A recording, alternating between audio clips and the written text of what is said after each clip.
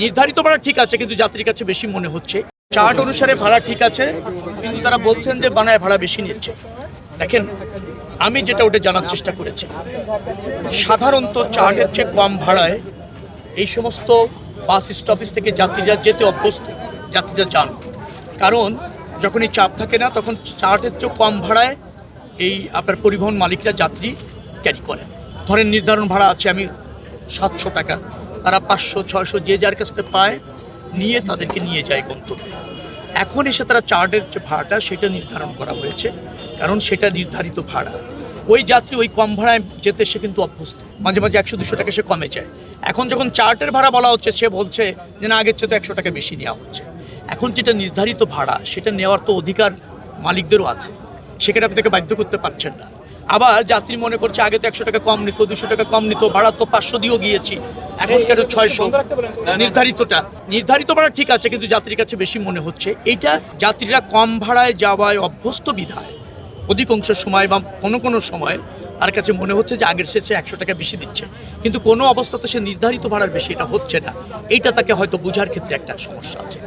আরেকটা জায়গা প্রবলেম হচ্ছে, বাস স্টপেজগুলিতে বাস মালিকরা যারা আছেন, পরিবহনের নেতারা যারা আছেন, সহযোগিতা করছে। এখানে আমাদের ভিজিলেন্স টিম আছে, মনিটরিং সেল আছে, তারপর হচ্ছে কন্ট্রোল রুম আছে, র্যাব এবং পুলিশের। কোনো অভিযোগ পাচ্ছে না, এখানে অভিযোগ নেই, কারণ নির্ধারিত ভাড়ার বেশি নিচ্ছে না। পথে ঘাটে যে কোনো জায়গায় আছে, যারা পথের থেকে উঠছেন তারা হয়তো একটা বাস খালি আসছে তাতে উঠে যাচ্ছে, বা সিট আছে অথবা দাঁড়িয়ে যাওয়ার সুযোগ আছে, উঠে যাচ্ছে। তিনি আগেও তো ওই জায়গা থেকে 300 টাকা দিয়ে যাচ্ছেন, মাঝপথে হেল্পার, সুপারভাইজার বা ড্রাইভাররা বলছে না ভাই আমি 300 টাকা নেব না, 500 টাকায় যাবেন কিনা। উনিও স্বেচ্ছা অনেক সময় উঠতে বাধ্য হচ্ছেন বা উঠছেন, তার যাওয়াটা দরকার। তিনি মনে করছেন তার কাছ থেকে 100-200 টাকা পথের থেকে বেশি নেওয়া হচ্ছে। এখন এই পথের মধ্যে এভাবে যখন যায়, এটা নিয়ন্ত্রণ করা, মনিটরিং করা, বাধ্য করা, অভিযোগ না করলে কঠিন। অভিযোগ করছে অনেক জায়গায়, সায়েদাবাদে অভিযোগ হয়েছে, আমরা ফাইন করে দিয়েছি।